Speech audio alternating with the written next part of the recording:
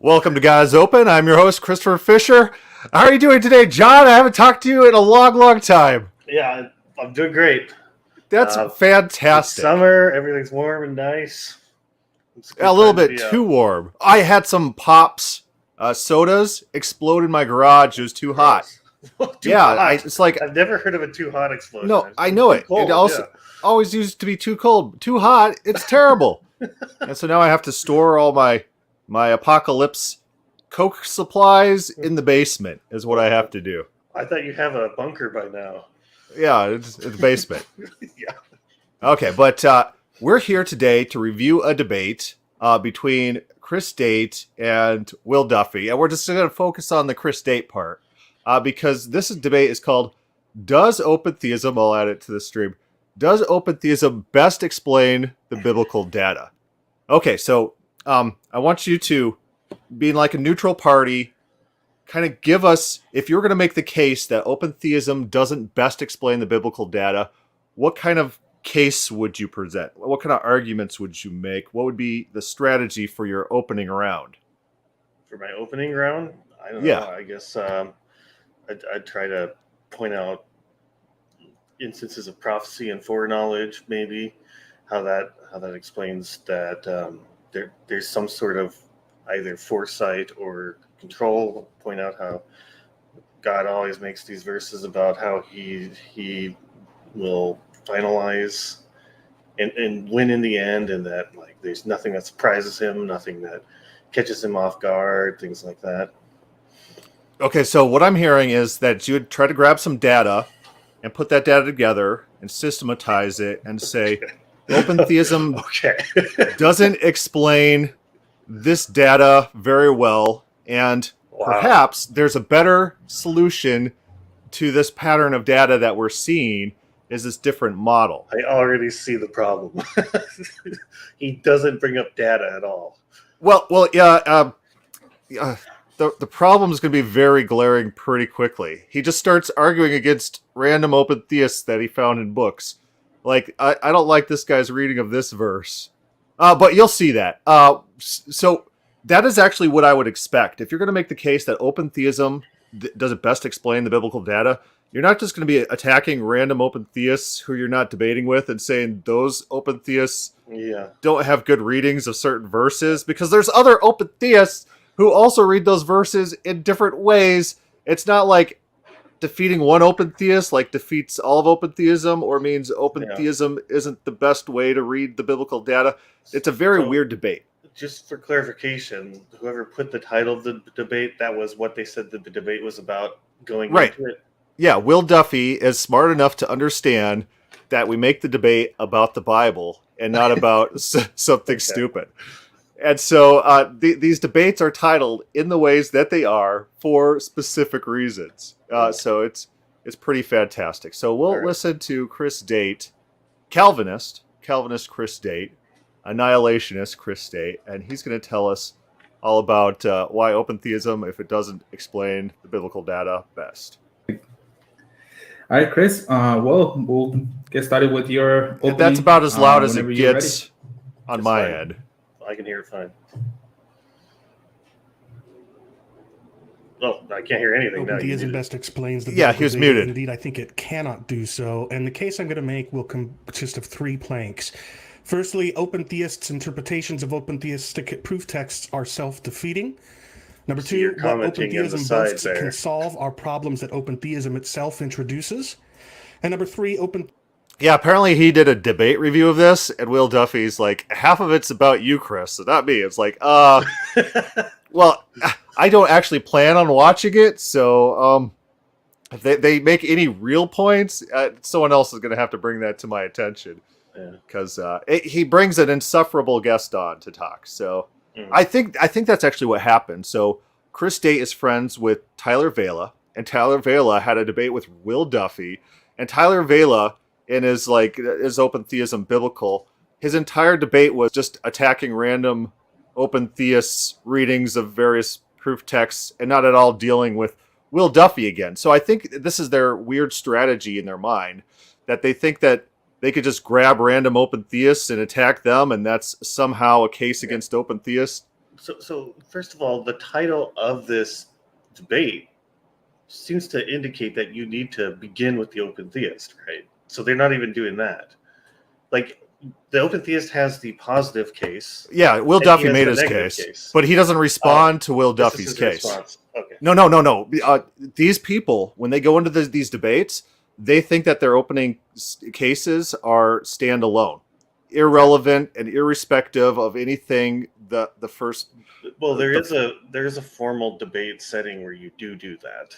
right, but it doesn't make sense if someone's building the case for why open theism is the best biblical way to read the Bible, and then you're trying to respond to that case and trying to make a counter case. So either you build a counter case or you respond to your opponent's opening, which he does neither. And we'll kind of look at the ways that he goes through these various points. Theism struggles to explain the fulfillment of past directed prayers. So let's dig into these one by one. Firstly, open theism is self-defeating. I'm leaning heavily upon the work of Tyler Vela, whom I admired in his debate a couple of years ago with my opponent. He drew out very well during cross-examination what I'm going to demonstrate here. Firstly, the open theist's reading of... So I don't know if you know anything about my interactions with Tyler Vela. My first interactions with this individual is someone brought me into a chat talking about Servetus, and John Calvin's murdering of him. And I laid out like 12 different points talking about John Calvin's culpability. And Tyler Vela's like, oh, that's, you have to look at the cultural context. And what you're saying is wrong. He didn't kill him. I'm like, which one of my 12 points are wrong? And he was like, just ignoring all my points and just saying, oh, you're wrong and I'm right and there's cultural context. It's like John Calvin admits to doing it. But so that's my first interaction with this individual. Incredibly dishonest. And this guy's his like best friend that he's drawing off. So already not a good start. Did not enter my mind is something that contradicts their own admission that God knows all possibilities. So in Jeremiah 19:5, God says, he observes that his people have been sacrificing their children in fire to false gods, and he says, it didn't even come into my mind. Open theist Greg Boyd. Okay, so let's take a look at this point. So he says, this is an open theist proof text. Okay, I guess we're going to use Greg Boyd, and Greg Boyd is now a standard bearer for all open theist positions, and then fighting this one statement of Greg Boyd apparently means open theism's not the best way. It's a really shoddy case right off the bat. It says that the most straightforward reading of this text is that it never even occurred to him that they might do that. But then as a reasonable theologian, he goes on to say, well, of course the Lord knew that it was possible because God knows all possibilities. Well, hold on a second. Either this allegedly most straightforward reading is correct, or God knew it was in fact possible. Open theists don't get to have it both ways. Well, okay, so let's talk about just how language works in general. And so I was reading Josephus just yesterday, and Josephus is talking about the flood, and he says, God decided to save one man, Noah, and destroyed everything else. And in the very next paragraph, he talks about God saving Noah and Noah's families and their children. So is that a contradiction? Is Josephus contradicting himself, or is that kind of like a normal way that language might function? Yeah, it's normal based on the context, right? It's of course Noah and his family, right? Yeah, so it in fact could be both ways if the language is being used like that. Yeah. This is so egregious that God is saying this never entered my mind that you'd absolutely do that, even though there might have been an instance in the past in which it did enter his mind, because he's trying to read written works as if they're technical manuals. Maybe they're manuals of mathematics and calculus where everything is very concrete and defined, and you can just plug formulas into each other. And so if Josephus one place says only one man was saved from the flood, and another place he says all these people were also saved from the flood, either in the Chris Dates way of reading language, that's either a contradiction or he has to find some sort of cope mechanism, some sort of way to salvage that. Like, well, technically they're all one family, and so family is the blood of each other. So technically, it was. So I think it's just the normal way language works. Noah's the guy being saved. His family's incidental, so it's okay to say that there's only one man saved from the flood. It's just the way language works. I mean, just a lot of the way these theological debates happen in the first place is one set of people gets a bunch of proof texts together to say, oh, these verses are why you absolutely have to believe this, and the other tries to get a bunch of gotcha verses, and they'll also do gotcha like commentary to do it. Like, they're not trying to have a broader discussion in the first place. They're just trying to pick and choose little snippets that they can use to throw at you, right?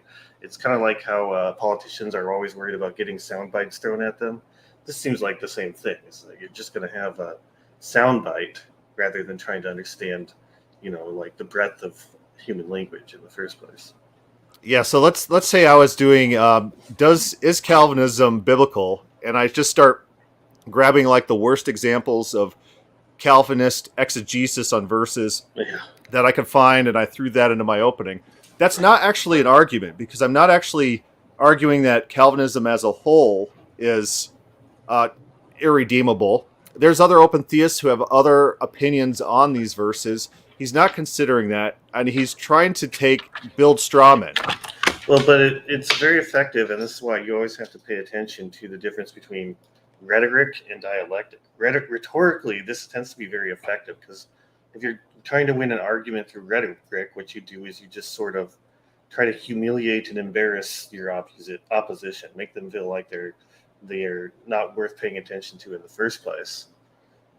So it's not really about the argument to begin with. So this seems to me to be a rhetorical strategy to just say, oh, these people are inconsistent and they don't know what they're talking about. I think this is stemming from him overestimating his own IQ. He thinks like this is a genius strategy for an intelligent. I think he honestly believes that this is an intelligent strategy for making an intelligent scholarly case. I honestly believe he's not being dishonest, and he's not being a fraud in this. And I don't mean to say that he's deliberately choosing rhetoric. Rhetoric tends to be the way people instinctually think, which is why it is rhetoric in the first place. It's effective at communicating because it communicates kind of through feelings and impressions. So I don't mean to say that he knows what he's doing and he's being seedy about it. Mm-hmm. Now, my opponent tries not to have it both ways, and he bites the bullet. On his website, he says that this is an example of a text that says God didn't know it was even plausible that his people might do that. But of course, we know that that's false. God clearly did know it's plausible because he commanded Israel not to do it back in Leviticus 18:23, Deuteronomy 18:10, and other texts. So the open theist interpretation of Jeremiah 19:5 and the two other... So I'm reminded of a debate between John Sanders and James White. And James White, he like attacks... He read John Sanders' books, and he's talking about Psalms 139. And in John Sanders' book, John Sanders lists out like 5 different ways, 5 different variants of open theist readings on this one text. And James White in the debate is like, "Oh, you said this in your book," and he refutes one of those ways and just like calls it good.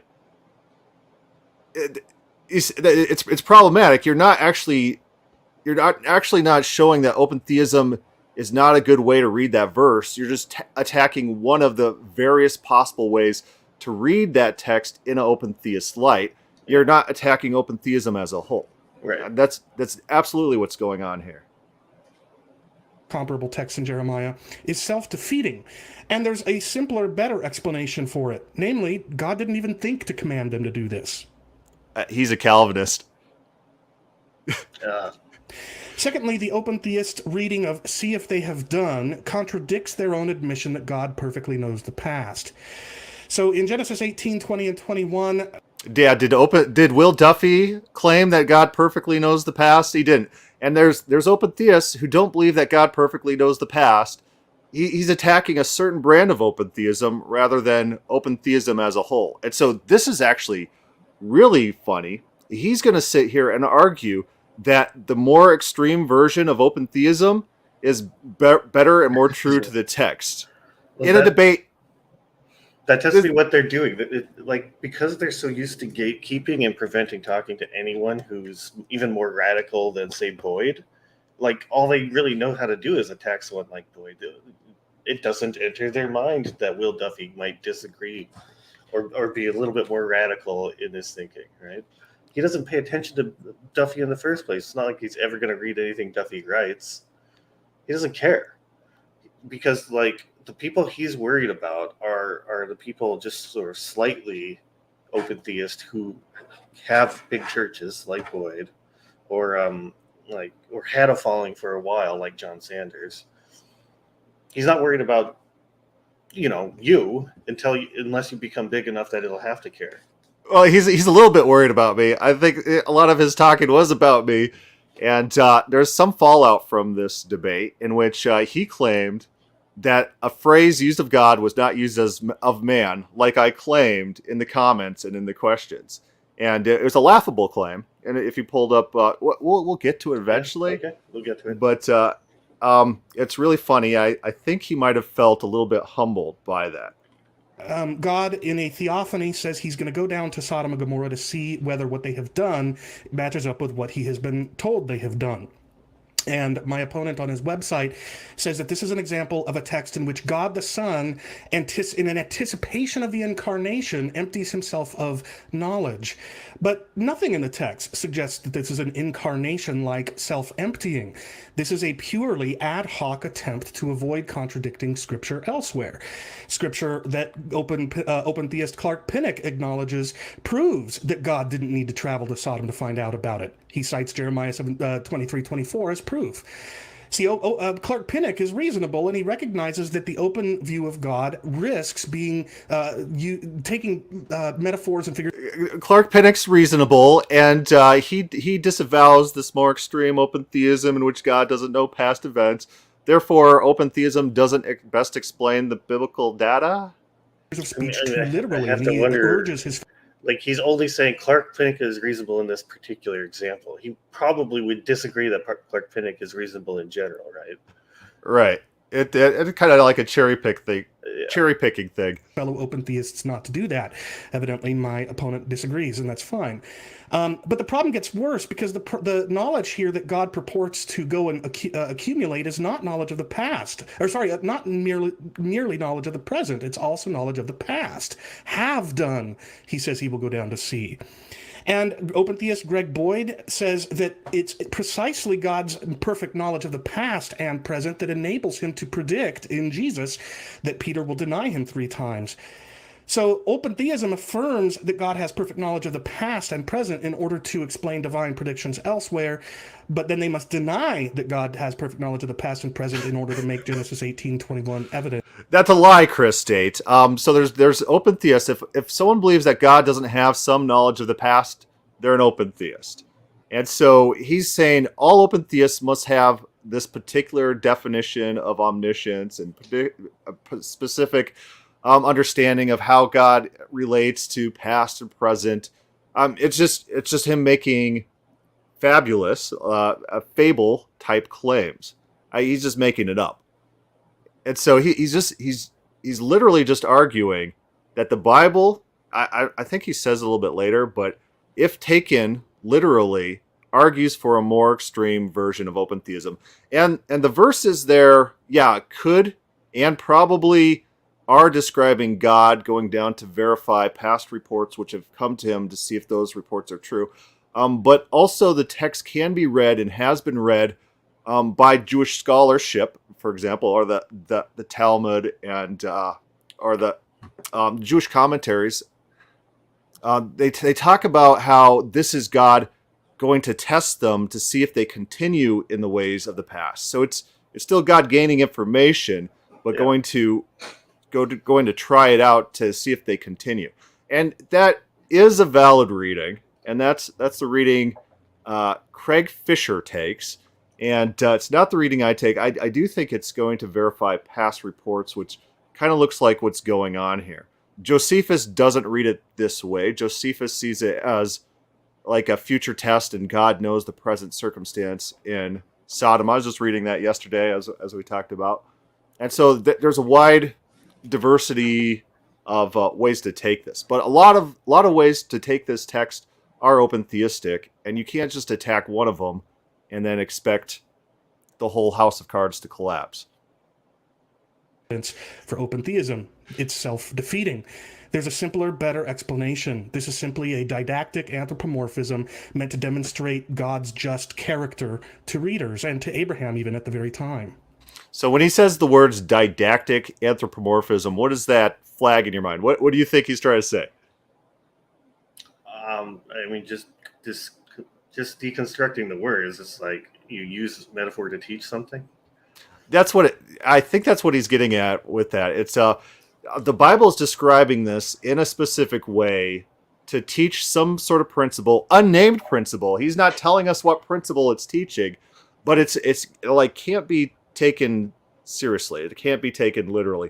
Even though this is a long narrative in which this is a key element that explains dialogue and interaction and character motivations, even though it does all of that just needs to be rejected in favor of his unnamed theology. He was talking about how Will Duffy has a statement, and that's actually Bob Enyard's statement. Yeah. He has a statement about things that aren't explicit in the text. His stuff is not explicitly in the text. He's a hypocrite when it comes to this. He's criticizing Will Duffy for something he himself is doing. And then he's admitting that the face reading of the text is extreme open theism. Yeah. And which is the opposite of arguing that does open theism best explain the biblical data, taking the negative position. He's actually arguing that extreme open theism is the best reading. Thirdly, open theistic readings of... I do notice that like he's got himself kind of in a corner because like people more, I guess you'd say, left-wing or liberal in their interpretation of Genesis will just say the entire narrative is didactic, right? Like you shouldn't be treating the whole thing as though it happened. It's just meant to teach you something. But he can't do that. He has to say this really happened, except for whenever the text is not convenient for him. Yeah. Now I know that you fear contradicts their own admission that God knows men's hearts. Here in Genesis 22:11 and 12, just before Abraham brings his knife down to kill Isaac, God stops him and says, "Now I know that you fear God." And both Clark Pinnock and my opponent see this text as evidence that God was testing Abraham to see what he would do. But the text says nothing about God learning what he would do. Nothing says God saw it. Yeah, Josephus's position on this is that God was testing Abraham to see if God's past promises to Abraham were worth giving him. And once he fulfilled the text, Josephus says, and then he gave him all these other blessings for fulfilling this test and passing this test. And so Chris Date's position here, we'll let him finish it out. To learn what Abraham would do. Rather, it says that God learned the state of Abraham's heart, taken at face value. The fact that Abraham fears God. But as open theist Greg Boyd acknowledges, when a person has decided something in his heart, when he's resolved in his heart, God knows what he will do because God perfectly knows one's heart. Similarly, Clark Pinnock points to Psalm 139, 2 and 23 as proof that God has thorough knowledge of our inner thoughts and feelings. He doesn't need to go see it or have it proven to him. He's like, this verse, it suggests that God is testing our hearts, and here's some open theists countering the verse. I'm not sure exactly what's going on here, what he's getting at. Are you tracking his argument? As far as I know, it's just that he doesn't have a dialogue going on, so he's like scrounging for a dialogue to make his case. Yeah, I don't think he interacts really with open theists, and so he's just like throwing stuff at the wall and seeing if anything sticks. And so there's mechanisms in the Bible as to how God knows hearts. And if you read Psalms 139, it starts with King David saying, "You have searched me and known me," and it ends with King David saying, "Search my heart and see if there's any evil in me." And so the mechanism by which God has knowledge of the heart throughout the Bible, when it is described, the mechanism by which God knows the heart, it's testing. God tests to know. And Chris Date thinks this is going to be a contradiction because he views the world as like complete sets of data. Like your heart has a blueprint. Like it's a computer program. Yeah, it's a computer program. So you could actually run mental simulations of everything in God's mind, all different inputs in all scenarios, and see the exact output in all scenarios. Yeah, I don't think any of the biblical authors thought like that. Like zero of them thought that that's how these things work. Yeah, it's kind of like a modern digital world invention. So you've seen this whole debate? Is that true? I skipped out at the end, which I was showing my kids this debate, and we're talking through the debate as it's going on, so it's just getting pretty long for them. So, and I mean, the reason I'm asking is just like it seems like in his level of understanding of open theism, it would be much better to not even have a formal debate and actually just sit down and talk to people. Was this debate format even productive? Yeah, I don't know. Will Duffy probably considers this a win. I'm not exactly sure. I haven't actually listened to Chris Date's debate reviews that he did, and I don't plan on it, and so I don't know if he considers it a win. But Will definitely does. Yeah. So open theists affirm that God knows men's thoughts and hearts, but then they have to deny that very thing in order to make Genesis 22:12 evidence for open theism. It's self-defeating. There's a simpler, better explanation for this text, namely, it's a didactic anthropomorphism proving that Abraham is faithful, both to Abraham and to subsequent readers.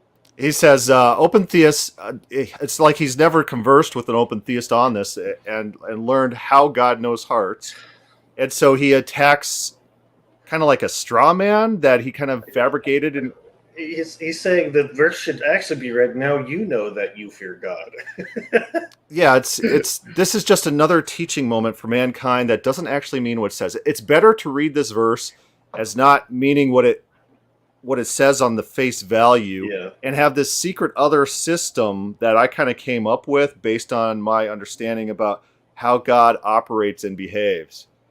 It's a very weird argument. Will Duffy doesn't press him on this. He doesn't say, listen, you didn't actually, the debate here is about, does open theism best explain the biblical data? You sat there throughout your entire opening speech and said that we should just ignore the text, consider everything anthropomorphisms, dismiss everything, and then just have this secret other theology that's not explicit in any of these texts, any of these scenarios, based on this scattering of proof texts taken out of the context that mean nothing what you're claiming. This is the way you read the Bible. This is a terrible way to read the Bible. The better way to read the Bible is authorial intent. Who's talking to who? Who's communicating to who? Who is writing Genesis? Who are they writing it to? What are they trying to communicate? If they're trying to communicate to Israel who the true God is, as opposed to false gods that Israel could turn to, remember the whole Bible is written as an apology for God, as a defense for God, as advocacy of who God is, rather than the false gods who are actual options, they're actual theological options in ancient Israel. Israel has a choice who to worship. And his claim is that every time they describe God, they're describing just this facade of who God is, rather than who they actually believe God is. I don't think that's probable. That's not a good explanation of the data. It doesn't fit what's going on, and it makes no sense that the Bible is advocating a facade picture of God rather than what the authors actually thought. I just lost John. Readers. Turning now to the second plank of my case, open theism causes many of the problems that it purports to swoop in and save or solve. And what I'm going to argue here is that when open theists couple their commitment to libertarian free will with their rejection of divine transcendence over created time, they then create a problem with regards creation and incarnation that they then purport to swoop in and be able to solve. So let me explain what I'm trying to say here. In this quote from open theist Clark Pinnock, you can see the logic. He's got a commitment to libertarian free will such that God must restrain himself from what he could. Okay, so just keep in mind, this is a debate about the Bible. What does the Bible teach? And now he's like, okay, let's talk about these philosophical concepts of free will. And it's the recurring theme of Calvinism. They don't actually talk about the Bible. Yeah, he doesn't care.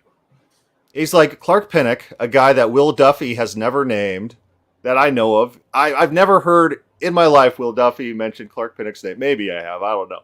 But it's not like something that he's known for. He's like, Clark Pinnock has this certain idea of free will. Therefore, open theism is... do.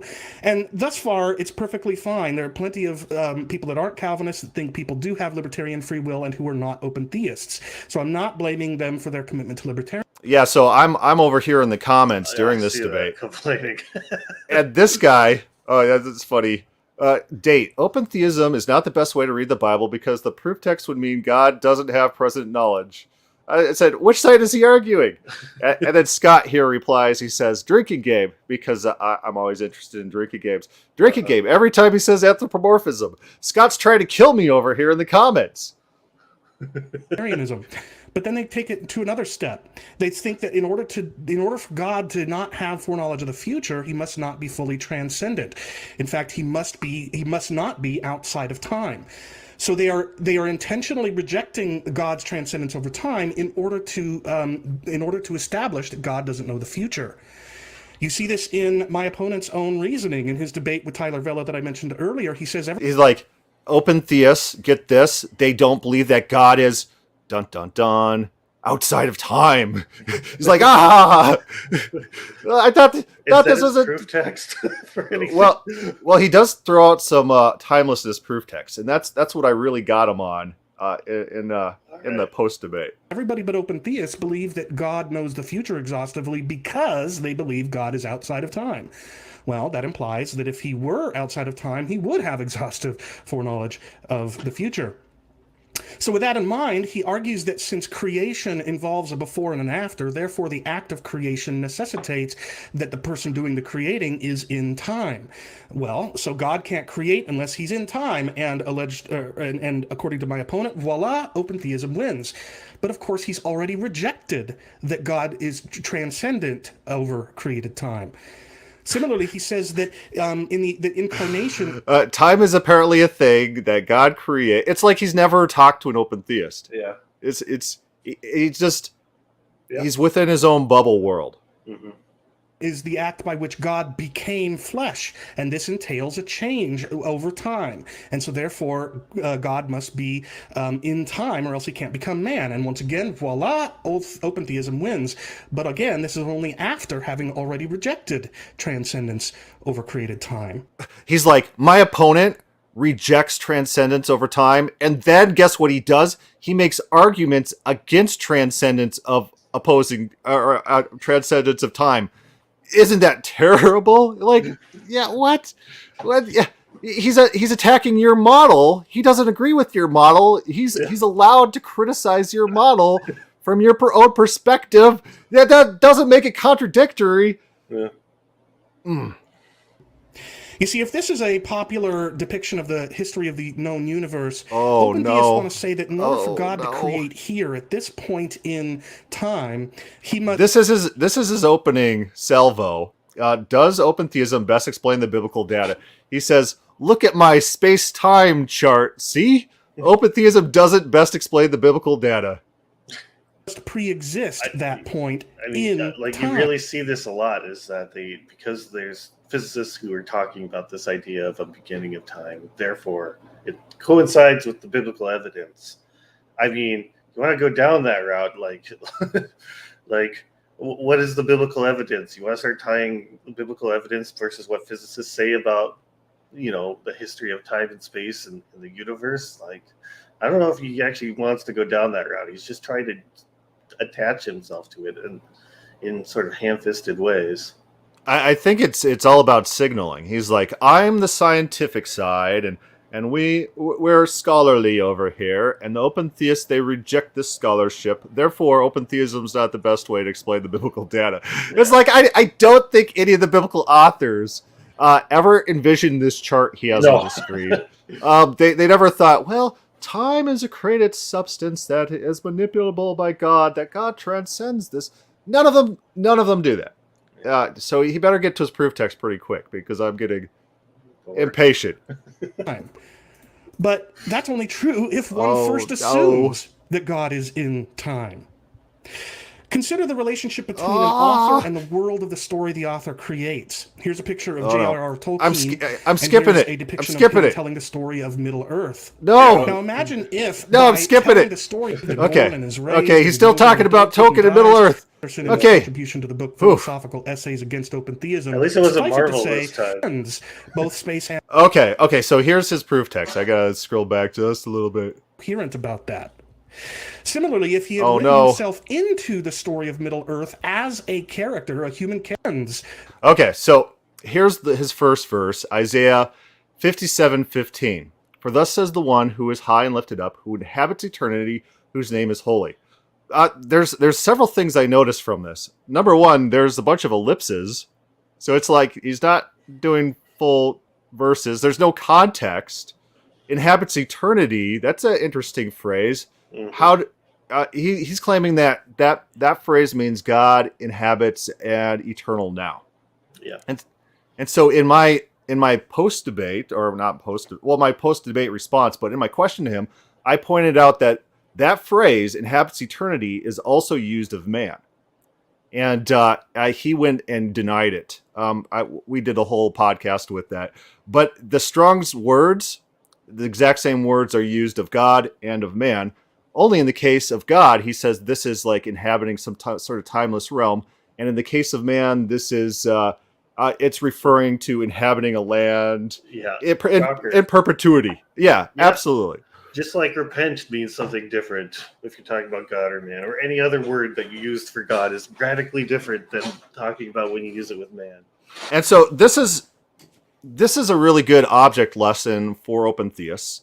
These people who they present themselves as scholarly and intelligent, these people are pundits. They might be smarter than average. They're probably midwits. They probably interacted with a lot of low intelligence people in their lives, which gave them a false perception of their own intelligence, and so they make these types of mistakes. There goes a cat in the back there, where they're like, "Oh, I'm so scholarly and knowledgeable and professional," but look at what he's doing, this awful proof texting. And so let's actually turn to the context. I'm just going to pull up Isaiah 57:15. What do you think the context is about? If you're just going to guess blindly. For the Isaiah one? Yeah. Because he apparently has ellipses and goes into 2 Peter, like he ellipsed the whole Bible. Yeah. It's about God in heaven being glorified, right? Well, watch this. Watch this. We'll start at 14. Know. And it shall be said, build up, prepare the way. Remove every obstruction from my people's way. For thus says the Holy One, the one who is high and lifted up, who inhabits eternity. And I'm reading from the ESV. So not every translation says inhabits eternity. Whose name is holy. I dwell in the high and lofty place, and also with him who is of a contrite and lowly spirit, to revive the spirit of the lowly and revive the heart of the contrite. And for I will not contend forever, nor will I always be angry, for the spirit would grow faint before me, and the breath of life that I made. Because of the iniquity of the unjust gain, I was angry, I struck him, I hid my face and was angry, but he went on backsliding in the way of his own heart. I have seen his ways, but I will heal him. I will lead him and restore and comfort the mourners. And so, in the very text that he says is God inhabiting some sort of timeless nothingness, God is getting angry. God's punishments are not working. God projects that in the future he's going to be responsive to people and change their hearts. And very critically, within the exact same, he ellipsed it out. Oh man. For thus says the Holy One, who is high and lifted up, who inhabits eternity, whose name is holy. I dwell in the high and holy place. What's going on there? Where does he dwell? And also with him who is a contrite and lowly spirit. What does that mean? We have an actual scholar. If you look at Word Biblical Commentary, which is done by actual scholars who care about the subject material, what's happening there is God's inviting people to live with him in this, quote, eternity, forever. So here's what Word Biblical Commentary says. Dweller forever. That's how they translate it, actually. Instead of inhabits eternity, dweller forever, suggests that he, God, is now settled in Zion's temple, high and lifted up, whose name is holy, is reminiscent of Zion language in the Psalms. The invitation is for suitable worshipers to join Yahweh there. So he's saying this reference in the text is God is living on the top of a mountain and inviting people to come live on the mountain with him forever. Is it the mountain or the temple? Oh, Zion. So it's this is God's paradox. The place of glory and power belongs not to the proud, ambitious, and strong, but to the contrite, meek, and lowly of spirit. So his own proof text has God dwelling in a physical location, inviting people to live with him there, and then repenting and changing based on actions of man.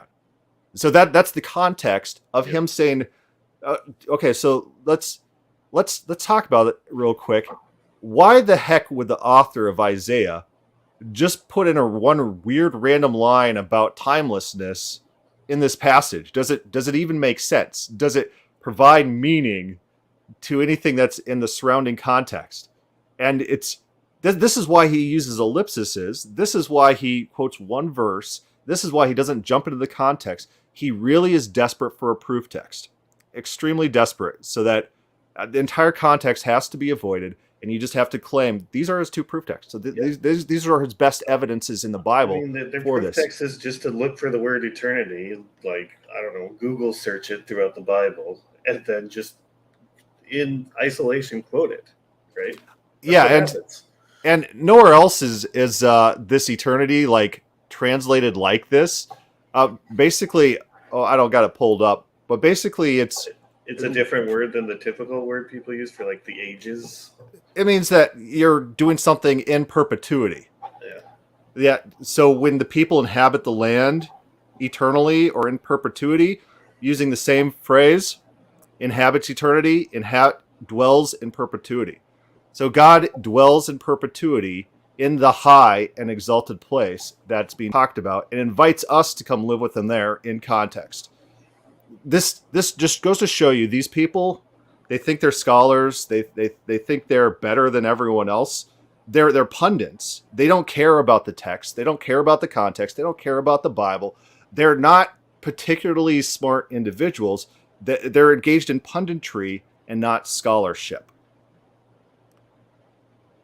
So I'll go ahead and hit play. We can look at his second proof text. You're probably aware of this second proof text. Both space and time, not merely that he's extensive within it. He says, this verse here in Isaiah means God transcends space and time. That's what this phrase means. Based on what? What in the context would give you that idea? Where? And Peter in 2 Peter 3:8 says that God transcends the passage of created time by saying... Okay, Peter, he says God, so he says in 2 Peter, Peter's saying God transcends the passage of created time when it says, with the Lord, one day is as 1,000 years, and 1,000 years is as one day. It's like he brings us up without having any idea what Will Duffy would say about it. That's one of the big problems. Like, obviously he knows, like, if he was thinking about this at all, he would know Will Duffy has something to say about this. And he can try to find out what Will says instead of just declaring this as his proof right away. Right. Will Duffy had an entire timeless list debate with one of these Calvinists, and the Calvinist kept saying it was really funny because the Calvinist is like, yeah, see, these are my proof texts because they can be read to say that God is outside of time. And then Will Duffy's like, yeah, but the verse doesn't say that, though. This verse is talking about how God experiences time, which is the exact opposite of being outside of time. Yeah. Experiencing time means God is not timeless, right? And the guy's like, well, it can be read in light of timelessness. Will Duffy's like, these are your proof texts. My problem is nothing in the Bible proves the thing that you're trying to claim. And the debate was about if the Bible describes God as timeless. And so it's not about his personal, what he personally cares, like reads into the text. Chris Day is not a scholar. He's just a pundit, and a pretty bad pundit at that.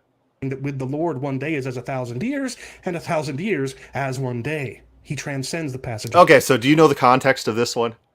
Yeah, there's people who are saying that God will never come back, because 1,000 years have passed and God hasn't come back. So where's the promise of his coming? And then he says this, the time is different for God than man. So you might think that soon means right now, but soon could mean a lot of things for God. Yeah, so in 2 Peter, more specifically, all the prophecies that Jesus gave of a quick return. It's like you're not going to go through the cities of Israel before God returns, and don't shut up the scrolls because the time is at hand, and perhaps you guys will still be alive when this happens. In 2 Peter, all these people are dying and they're not seeing any resolution, and Peter is trying to convince these guys to still maintain the faith, maintain heart. And the idea that he presents in context is that God is long-suffering, and God's not willing that any should perish, and so will bear things a lot longer than people. And so that's the context of what's going on here. It doesn't make sense that God is timeless, and so timelessness is... God doesn't really care about the time frames that he gives to people in any circumstances because he transcends time. So there's... No, that's not what he's... That would be very disheartening.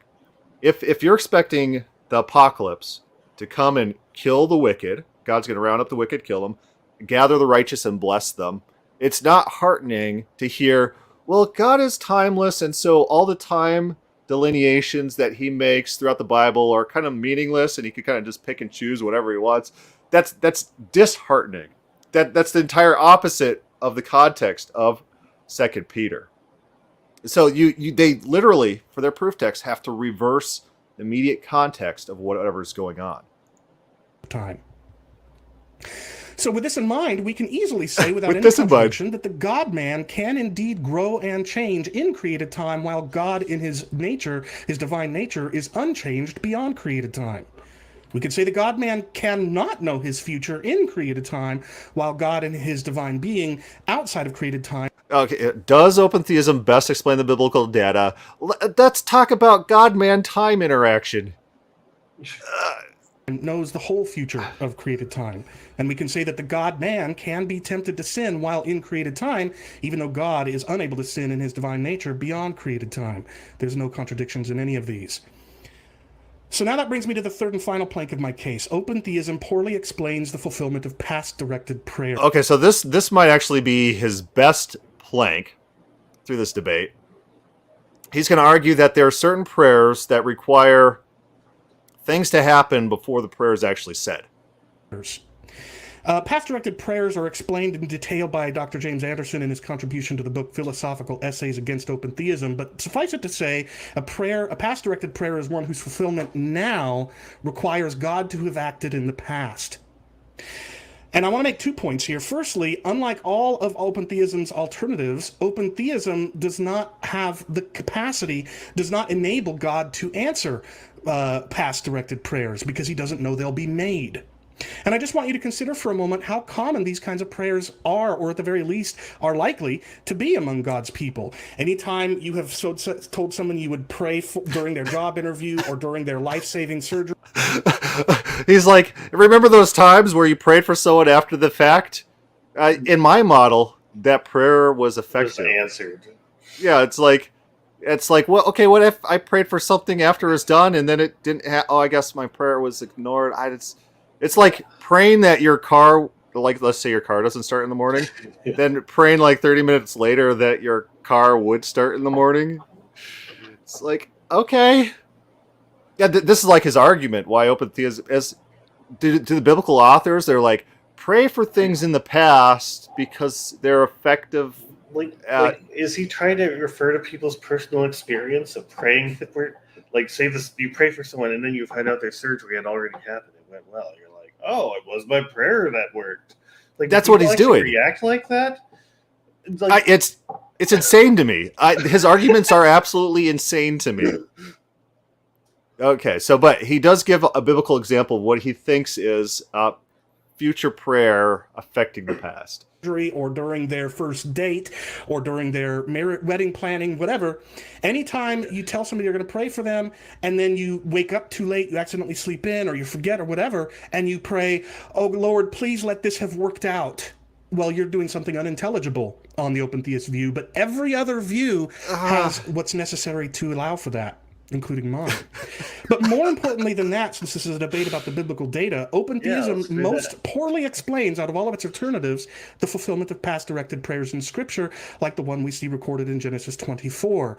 Abraham's servant is looking for a wife for Abraham's son Isaac, and while he's standing by a well, he prays to God that he would reveal who Isaac's future bride is by having her come and offer him water and to water his camels. Well, we read that before he even finishes praying that prayer, that woman appears on the scene and does exactly what he had asked God that she would do. And there are tons of free home. Okay, so let's on face value, this is not what he described as the thing you're praying for happened already.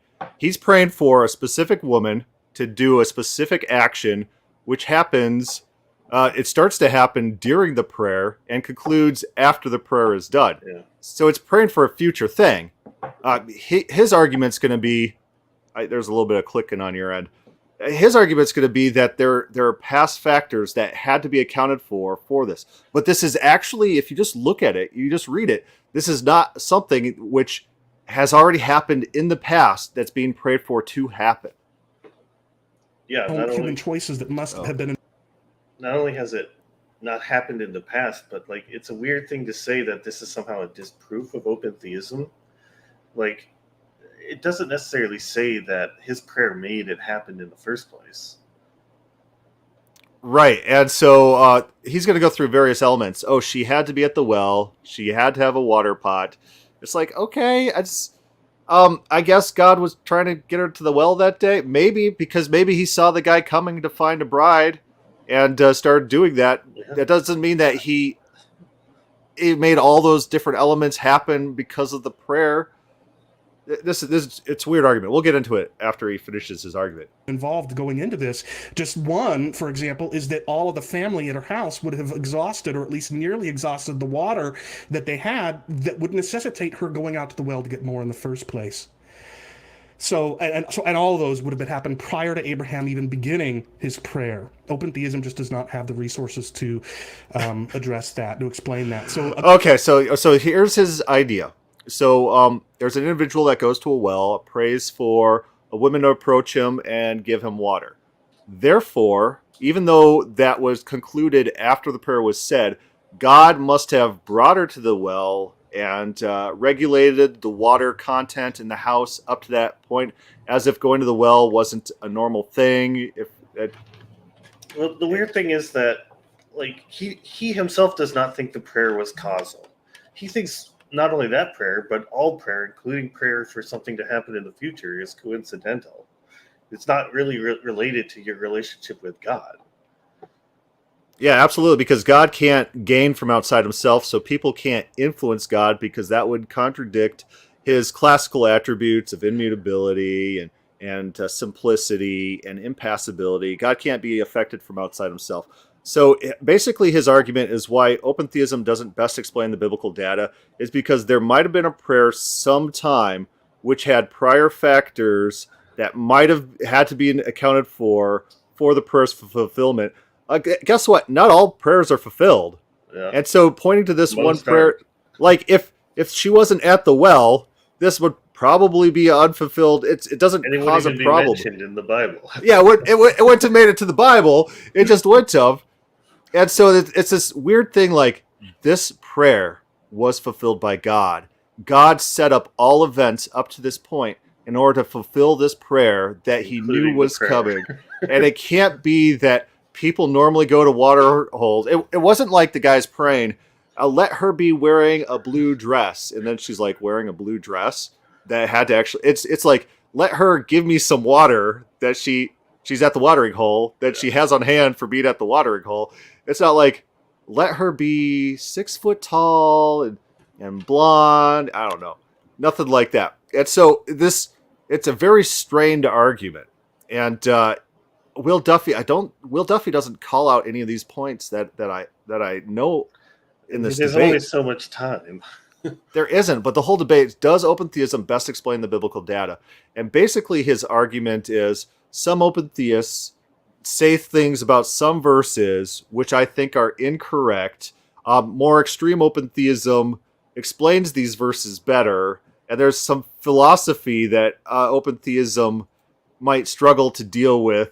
And also, sometimes in the Bible, maybe some things had to be in place before prayer was said for that prayer to get fulfilled. Mm-hmm. It's like this is not an argument. And common things that everyone does all the time. Yeah, it's not an argument. And what's really telling in this debate is that Chris Date presses Will Duffy on prophecy. How can this prophecy be fulfilled? And Will Duffy says there's prophecies all the time within the Bible that don't come true. And Chris Date it goes in one ear and comes out the other. And it's like he doesn't process this and then still demands how God can fulfill certain prophecies. It's like, did you not process the prior comment? If it didn't happen, it didn't need to happen. This is not something that's like fated and must happen. Prophecies within the Bible don't turn out in detail or sometimes at all, just depending. And it's like he couldn't mentally process this fact to understand. It's not like there's a specific reason it never happens. Like sometimes there's no reason whatsoever that the prophecy didn't function, right? Yeah. Why didn't Nebuchadnezzar take all of Tyre? Yeah. What is the reason? There's no reason given in the text. Maybe there is a reason. Maybe his men just didn't fight hard enough. Why didn't Israel take all of Moab? Well, is it because there's this counterattack after the king of Moab sacrifices his son and disheartens Israel and they give up? Maybe, but the text isn't explicit why these certain prophecies fail. And then what happens is the Christian apologists go in and they like, well, so Tyre, it says nation, so never mind that King Nebuchadnezzar is a king over many nations, as it says in the Bible, and the many nations is auxiliaries to King Nebuchadnezzar's force, which are attacking Tyre. They say 200 years later, Alexander the Great will overthrow Tyre. It's like, who's the prophecy against? Oh, Tyre, you guys are evil. So 200 years from now, your kids who are not come by, and then you'll be destroyed 200 years later. Is that what's going on in the prophecy? I don't think so. I don't think that's what's happening.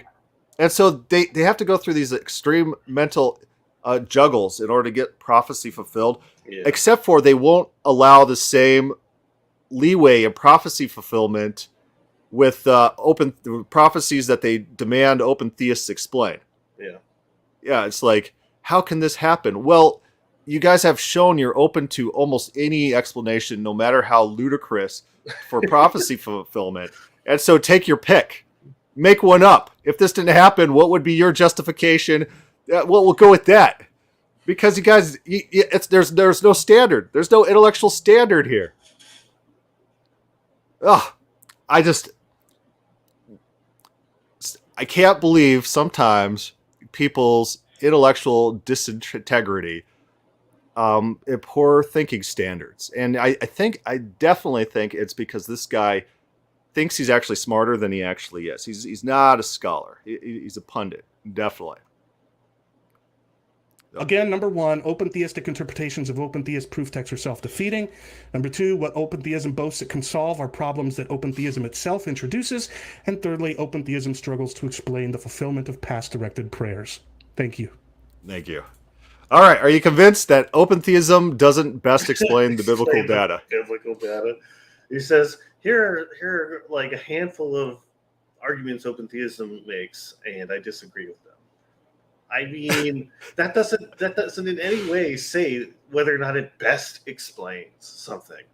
Right. He hasn't given us an alternative. Yes. It could be matter of fact that open theism is a terrible way to explain the biblical data, but it could also be that it's the best of all terrible ways to explain the biblical data. Yeah. It could be the case. And so he's not giving us an alternative. And so he got this from Tyler Vela. Tyler Vela didn't think that Tyler Vela had to actually make an argument as to why his position is true and Will Duffy's is false. He incorporated this into his own debate, thinking it was intelligent. This is why I'm questioning his intelligence. He thinks this is proper.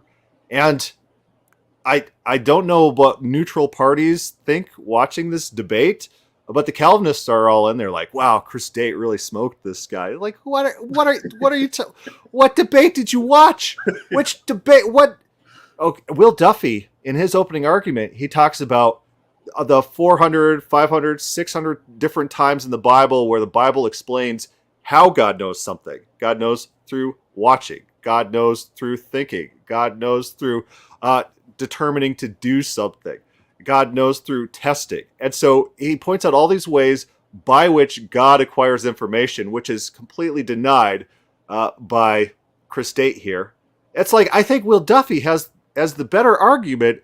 He's got hundreds of verses that Chris Date in the cross-examination, he admitted, like, he says, oh, the wooden literal reading, is the open theist reading. Yeah, hundreds and hundreds of verses, countless verses. He's got data. Will Duffy shows data. This guy just grabs a couple things and says, oh, I don't agree with it. Yeah. Oh, man. All right, so we're about an hour. We could probably see if there's some crosstalk here and get into that before XStig. So then we kind of see their interaction. Or acquires new information. Okay. Yes. Awesome. 10-minute, 4 10-minute periods, and Will is gonna lead the first one. And basically, they're just gonna be talking to each other, and we'll get started whenever you're ready, Will.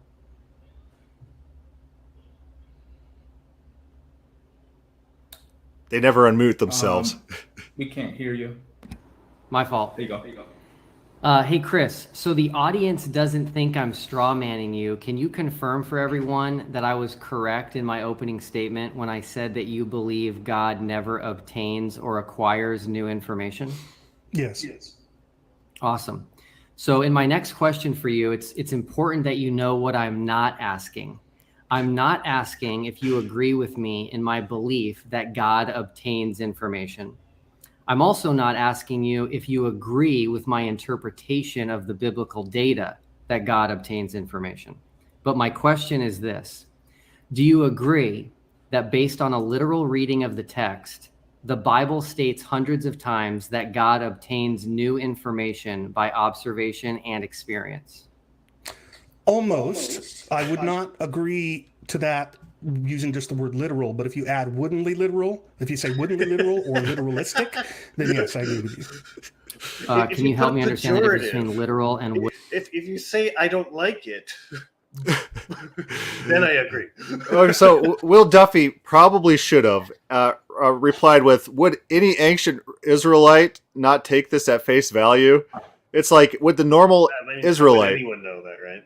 Well, yeah, it might be because guess what would happen then? Because then he has to put himself in someone else's shoes and then answer, and then the audience could see whether or not he's being intellectually dishonest. Like, you're going to tell me, like an ancient farmer hearing about God is watching you and testing you to know your heart, that they're going to be like, well, there's actually a different metaphysical system at play here in which God doesn't actually acquire information and has ungenerated, eternal, unfalsifiable, non-dependent, non-discursive types of... No!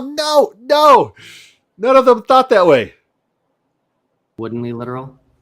Yeah, a lot of biblical scholars will say that... Like, it is a worthwhile thing to try to understand.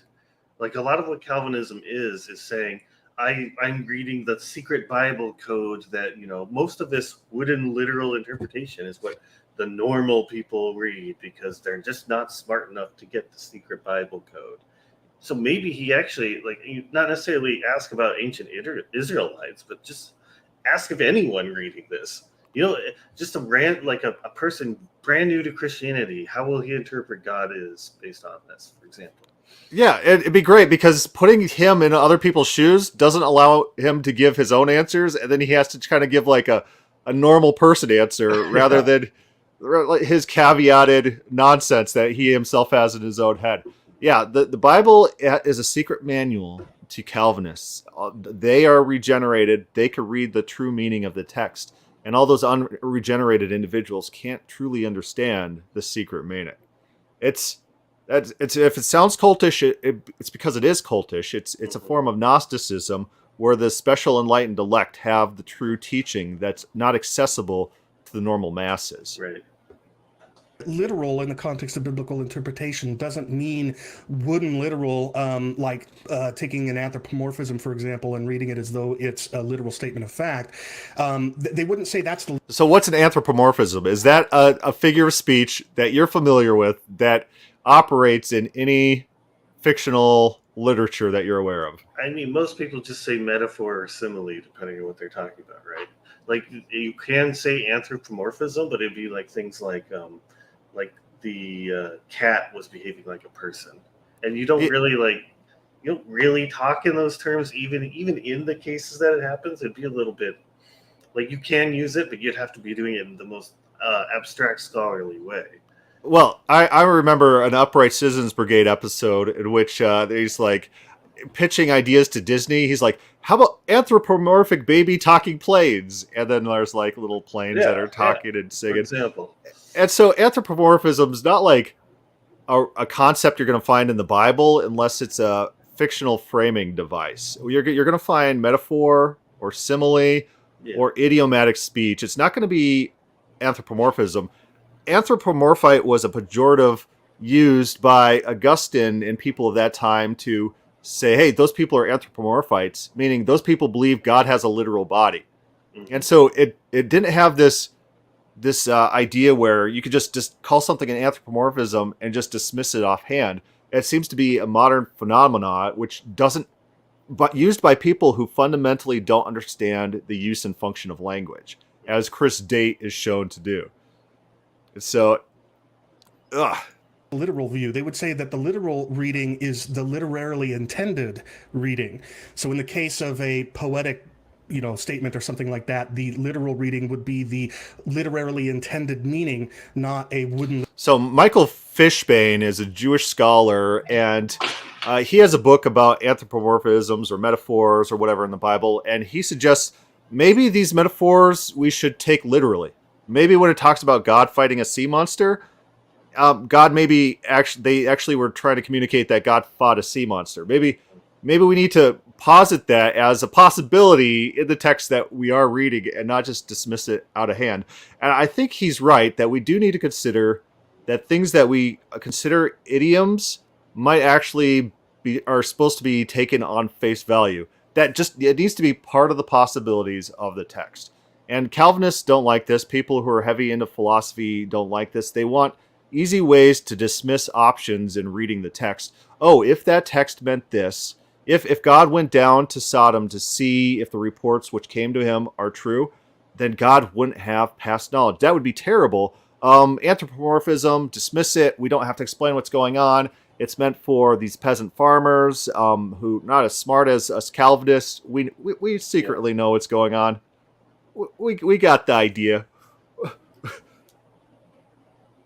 Literal or literalistic reading of the text. Like, this is the thing. He's saying that the intended meaning is not the literal meaning. Fine.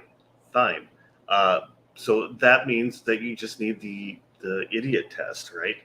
If the intended meaning is separate than the literal meaning, then put an idiot there. I'm just saying idiot test, but like a random, like not very intelligent person, have them read it. Are they reading it appropriately? If so, what you're really saying is that you're not communicating properly. You're really not trying to communicate in a way that people understand you. And so you're being very cryptic, almost deceptive about the way you're saying anything. Yeah, absolutely. I think that's an excellent point, that if the biblical authors are writing systematically in ways that the audience has a systematic misunderstanding of their actual beliefs, there's something fundamentally wrong Deceptive. With the way that they're communicating. Yeah. But if by literal you simply mean very woodenly literal or literalistic, then sure, there are lots of statements that could be read in that way. Keep a straight face. Yeah, it's like, so you ask a Calvinist and you're like, Deuteronomy says that God led them into the wilderness to test them to know what was in their hearts. Why did God lead them in the wilderness? And then they go through this, they do this thing where, like he does, where they start to give a big essay about foreknowledge and God's ability to understand heart. It's like, no, the text actually gives a prepositional phrase, which is a purpose clause, and God led them through the wilderness to test them to know what was in their hearts. What is that preposition? What is it? What's the purpose clause? Why did he lead them? What's the very next prepositional phrase? It's like they just don't want to say it. It's like, what does the text say? We don't care about your big explanation. Can you just admit that the text says this one thing, and they won't do it? It's like they're definitely afraid of just like reading the Bible. Way that you do. Okay, so I just want to make sure I'm understanding. And by the way, I actually created a list for the debate, and I have a list so far. There's 654 verses that I've found so far that state in the Bible that God obtains information. So to be clear, your position is that those verses do not mean what they say. They do not mean what you read them as saying. No, not anyone. No, I'm telling you, they do not mean what you understand them to be saying. They are not meant to be taken in the wooden literal way that I think that you're doing. Yeah, this is really funny. Does open theism best explain the biblical data? Will Duffy says 650 times, and that's not an exhaustive count. This is just what I found in preparation for this debate. 650 times tells us God obtains knowledge. Is that accurate? And Chris Date's like, oh, no. Okay, let me read an example of one, and then we can dive into this here a little bit. So this is a good strategy by Will Duffy because it lets the audience understand what the content of his proof texts are that he found 650 of, so that they could start conceptualizing how often, how common, and what these actually state. Deuteronomy 13:3 says, "You shall not listen to the words of that prophet or that dreamer of dreams, for the Lord your God is testing you to know whether you love the Lord your God with all your heart and with all your soul." So the literal reading of that is that God is testing them in order to know something. The woodenly literal reading, yes. Okay, so why do you not accept that? Because number one, as I attempted to argue during my opening, I think that when you embrace the hermeneutic that open theism applies to a variety of texts like these, it is self-defeating. It results in absurdity, and so I'm disinclined to embrace a hermeneutic that I already know is going to lead me into absurdity. But secondly, there are countless examples of God exhaustively knowing the future, including the countless acts of human free choices. And so when I look at those and everything else, the fact that open theism causes the very problems it claims to solve, I'm not inclined to favor a woodenly literal reading of this text over all that other data. Okay, so before we get to my hermeneutic, because I haven't told you what my hermeneutic is, what hermeneutic are you using to interpret that these hundreds of verses do not mean exactly what they say, which is that God obtains information? Analogia fide. And what is that? The analogy of faith. It's letting the clearer text in Scripture interpret the less clear. Okay, and then we got examples of his clearer texts. God inhabiting eternity, and 1,000 years is as a day, and a day is as 1,000 years. Those are his clearer texts. Yeah, and the unclear one is, I specifically say God is doing this to test you. That's unclear. That's murky and shadowy.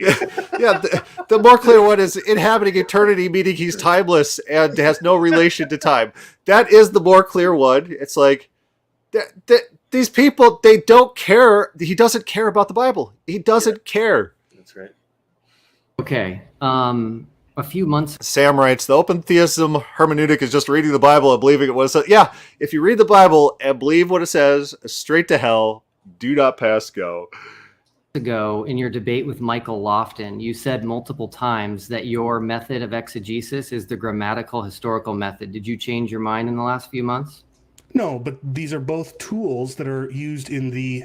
So do you know what the grammatical historical method is? Okay, so I think that is the method in which you're trying to figure out what the author is attempting to communicate to their intended audience at that particular cultural point of time.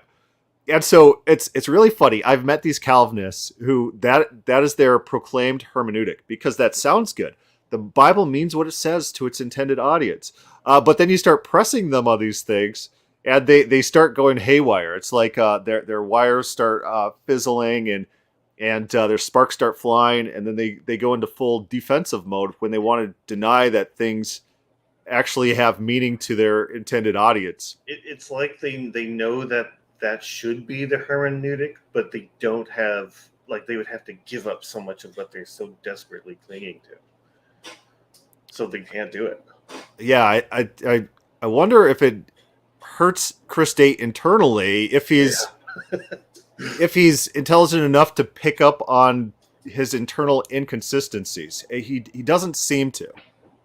And so Idle Killer writes that these Calvinists really don't have clear proof texts because they claim all God's self-revelation in Scripture is analogical. It's not accurate. Interpretation of Scripture. Grammatical historical exegesis is one of the tools that I use, but the other tool that I use in addition to grammatical historical exegesis is analogia fide. What would the grammatical historical method of exegesis tell us about these hundreds of verses that say God obtains information? The grammatical historical method can't tell you anything about those hundreds of verses. You have to apply it to any given text in its context. And in its context, if you ignore what the part of what goes into grammatical historical exegesis is looking at how grammar and expressions are used elsewhere in relevant literature, and also what the people of that time believed as reflected in what they have said elsewhere. So pulling in those resources, those grammatical, cultural, literary resources is part and parcel of grammatical historical exegesis. Grammatical, the last thing that the grammatical historical method is applying it to one tiny pericope in the text to the exclusion of anything else beyond the text. What would the historical grammatical method tell us in these verses that I'm reading, where God says that he looks in order to see, and he looks in order to find out, he tests in order to know? Would the historical grammatical method say that my interpretation is right or yours? Well, I'm not about to. I mean, we could certainly use up a lot of our audience's time to undertake. He doesn't know. He literally doesn't know. Oh, it's so funny. Okay, so Will Duffy could be just like, okay, what does Christine Hayes, when she's using canonical criticism, say about these verses? Does she think they have anything to do with God being timeless and having this type of ungenerated knowledge? Or does she think that they're actually communicating the exact thing that they're saying to their intended audience, that God looks to see and learn? It's something like that. I mean, is it wrong for him to call him out right there and say you're deliberately trying to avoid answering? Well, Will Duffy's tends to be a nice guy, but that's probably why he gets the debate and not you. Well, yeah, I would say, listen. There are hundreds and hundreds of verses that say God tests to know, or God watches to see. God decides to do things. God responds to prayer, listens to people, and then responds accordingly, changes his mind. These verses are everywhere in the text. You got two random proof texts that you spent zero time in proving that they mean anything close to anything that you claim. That normal people, normal scholarship on those verses, they don't agree with you. There's better and alternative explanations for all your proof texts. You're telling me that those two little proof texts that you can't definitively claim are your view are overriding those hundreds and hundreds of times throughout multiple centuries of texts to various audiences and various circumstances? Your two texts override that? Is that what's going on in context? Yeah, then just start forcing him to put himself in other people's shoes. Because one thing that Calvinists do, never give ground on any point ever. Yeah. And so if you just ask them, if I brought this text to the mall and grabbed 10 random people and asked them if God's testing to know, what would they say? But if they're never giving ground, then what you got to do is you got to keep hammering them until they look absolutely ridiculous. Like every time they're really just exposing themselves over and over and over again if they don't give ground.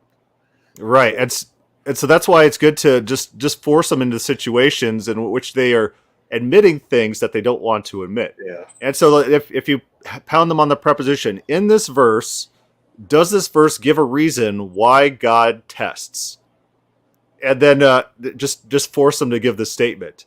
Then it'd say, okay, if I brought this verse to them all and asked 10 random people why God was testing, what would the majority of them say? Or if there's a most popular answer, what would it be? Why did God test? And just force them to give those small concessions, because they really want to just avoid anything that looks like their position is shoddy, that their position is not mainstream, that their position's unscholarly or not probably natural or able to be understood intelligently. They never give any ground on anything is the name of these debates. I don't think that's what you want me to do. But what I will say is this, once again, proper grammatical historical exegesis. He says, I'm not going to actually explain the thing that this debate's about. Right. Will Duffy asked him a question. He's like, I'm not going to do that, even though the debate's about this. Let's do something else. This does not mean looking at this text in a vacuum. And I know that you know that. I'm not trying to accuse you of suggesting otherwise. So what that means is I'm going to look at how the language is used elsewhere. So for example, you've got the language of God seeing something, which we know from other texts is anthropomorphic language because he doesn't have eyeballs to see things.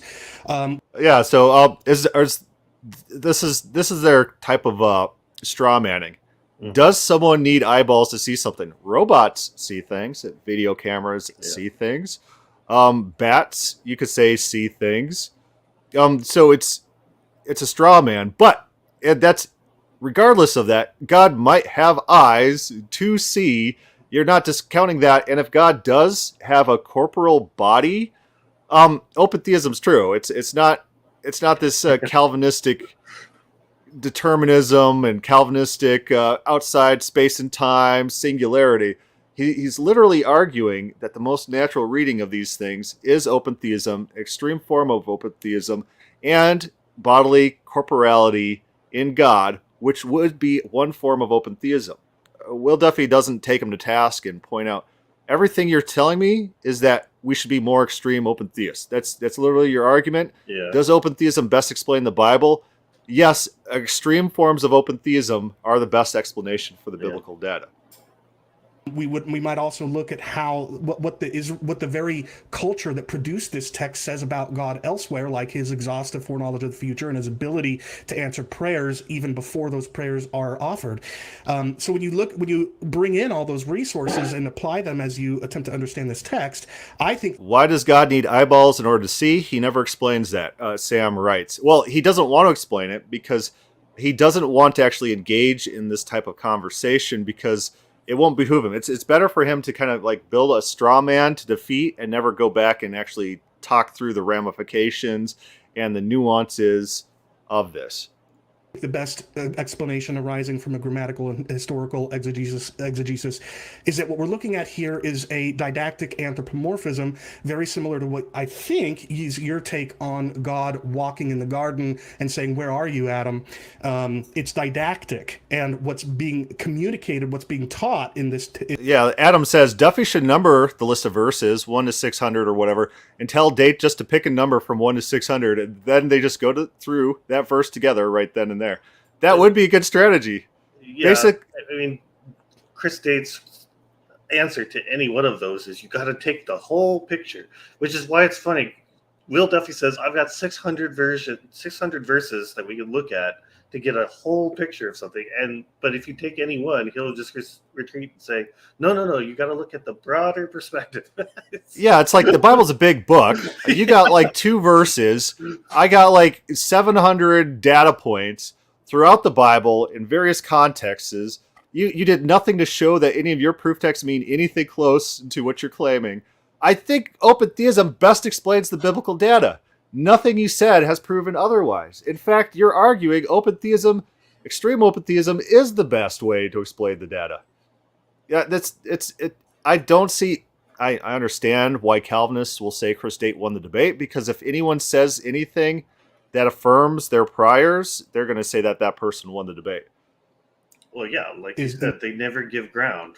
Like if the reality of Calvinists is that they can never give ground on anything. You will never, ever, ever see them say that they lost any debate. Yeah. This text is something that's being taught to readers about the purpose behind or the results of what God does by bringing these people that are false prophets to the people of Israel.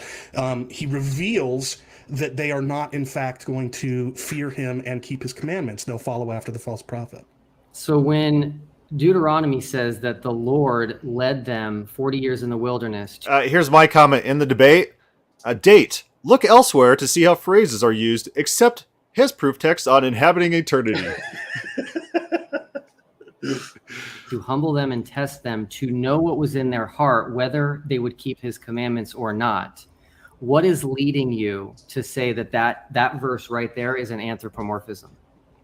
I think I already answered that. Again, it has to do with how these kinds of expressions are used elsewhere in Scripture, the Scripture that was produced by this culture. Hold on. I need to hold your feet to the fire. Can you give me an example? I know of no example of what you're saying right now. I'm fine saying I don't have. I'm not. I'll just put it this way. I am not going to do an in-depth exegesis of this text and waste our audience's time. I'm happy to put that one aside and say I don't have an example for you on that point. But we have seen elsewhere. I mean, when you to say that God flies in on a cloud, we know that's anthropomorphic, and so we already have from this culture's own literature anthropomorphic language that sets a precedent for that here. And then comes the cultural aspect. What did the culture that produced this say about God elsewhere? And this follows well after the heels of Genesis 25 or whatever it is, in which... Yeah, so like God inhabiting the temple with a cloud and God covering up Mount Sinai with a cloud, that's not anthropomorphic. That's not dismissed. That like literally happened in the text. And... Do you realize how many apocryphal texts there are? And he would immediately say, those are all apocryphal. If you ask him, what did the people think about God outside of this? Well, look at all the apocryphal texts you can look at to see what people think about God. Oh, no, that's not the word of God, so it doesn't count. Where's he going then? Like, are you going to use that or not? Or are you just going to say you use it and then don't?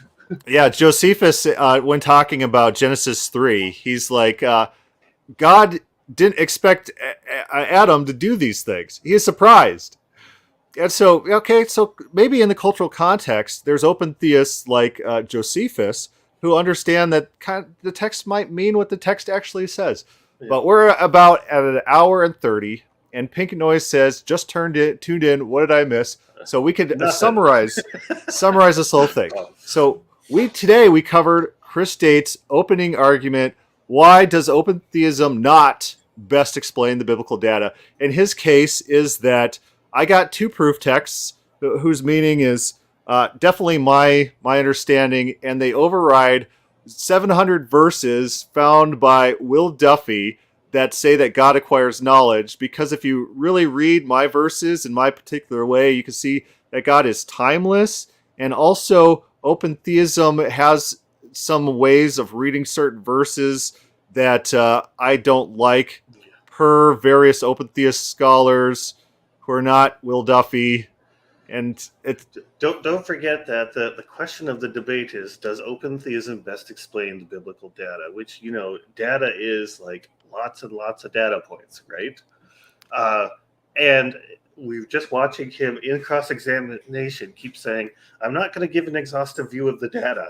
I'm not going to go through and waste everyone's time looking at the data. He's like, I'm not going to explain that. Okay, so here's a special treat. This Pink Noise person is a Calvinist, and here's what they say. God was being deceptive when he wrestled Jacob because it wasn't a fair fight. Same issues, different day with open theists.